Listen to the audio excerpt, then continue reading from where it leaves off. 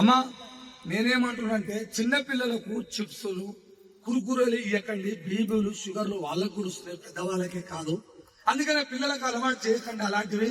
వాళ్ళకు కూడా carrot beetroot తెచ్చి పిల్లలకి ఇవ్వండి, మీరు తినండి, రక్తం పెంచుకోండి. బాడీలో మనకు రక్తం లేదు, కష్టం చేసి సస్తాం కాబట్టి ఏం తినాలో ఏ తిండి తినాలో చెప్పే కొడుకు లేడు మనకు. అందుకనే మనం మంచి తిండే తిని ఉండాలి. మంచి తిండి అంటే ఏముంది, ఏం లేదు, ఇవే క్యారెట్ బీట్రూట్. మొఖాలు అరిగినాయి, నాకు బడగ్గు అన్నది నొప్పులు లేచినాయి అంటారుగా, మొఖాలు నొప్పులు లేస్తాయి. ఎట్లా చేస్తాయి?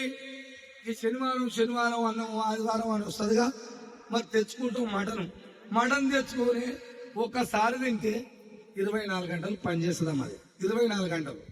మరి మనం ఒక్కసారి తిని ఊపుకునే బ్యాచేనా? నిజంగా ఒక్కసారి తింటే 24 గంటలు పనిచేస్తుంది మటన్. అది పొద్దుగాల తిని అది కచ్చిపెచ్చి అయ్యిందో కాలేదో, మధ్యాహ్నం కాక ముందే పెద్ద మళ్ళా గట్టి వేసినాక ఊకుంటుందా? ఎందుకోనే లక్ష్మమ్మ కడప అంతా కుట్ట అంటుంది, పానం అంతా దిశ దాకినట్టే ఉంది. దిశ దాకలే తల్లి. ఇంటిల్లాలు తిన్నారు, ఒవ్వరికి దాకా దిష్టి నీకు ఒక్కదానికి ఎందుకు దాకిందంటే నువ్వు జర 2 పెద్దలు ఎక్కువ వేసినావు. 2 ముక్కలు ఎక్కువ వేస్తే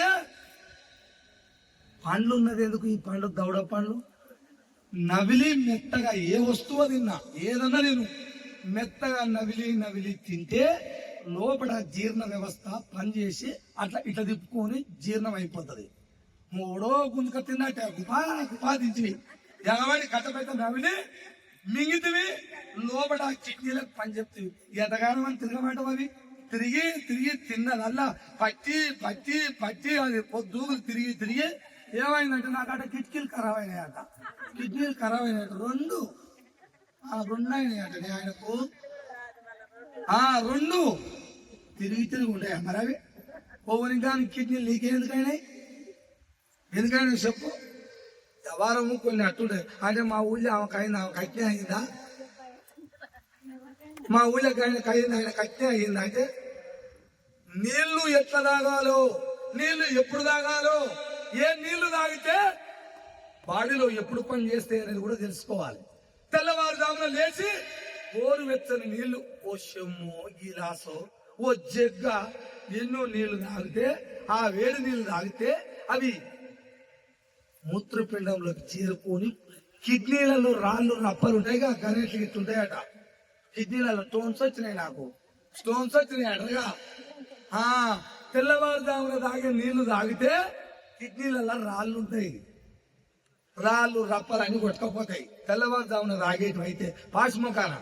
మరి భోజనంగా తాగితే రక్తంలో కలిస్తాయి, అవి పనిచేయవు జరా. అందుకని నీళ్లు బాగా తాగాలి. ప్రతి తల్లి ఎప్పుడన్నా మనకు నీళ్ళు ఎప్పుడు తాగుతాం?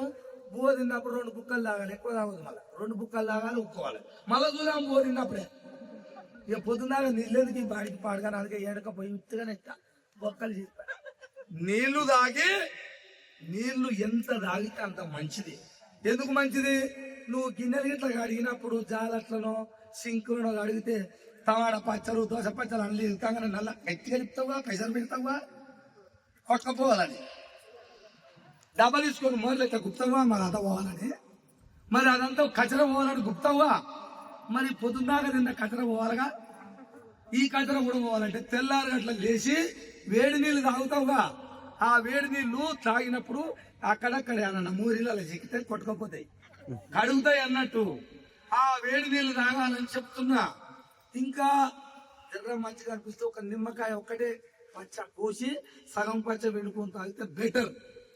ఒకవేళ ఇంకా కూడా తేనె ఉంటే ఒక చెవి చేసుకొని తాగితే ఇంకా బెటర్. ఇవి తాగితే మంచిగా ఉంటుంది అని అంటున్నా.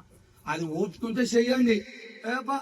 అర్ధగంట సేపు సాయాన్న మసలు పెడతాము, పెద్ద గిలాస నిండా నింపుతాము, 2 బిస్కెట్లు తెచ్చి దాని నానబెట్టి దసరా పండుగ సంక్రాంతి పండుగ వస్తే గారెలు చేసి 5 కిలోలు 8 కిలోలు పట్టించి నా సాగరంగా అయిపోయిందాక తెల్లారి గంటలకు కడుగుతాం. మొత్తం 7 దాడ పెట్టి ఇదిరా మనం తిండి అట్లనే చేయదు. మరి గిలాసల కొద్ది నానబెట్టి అయ్యో దేవుడా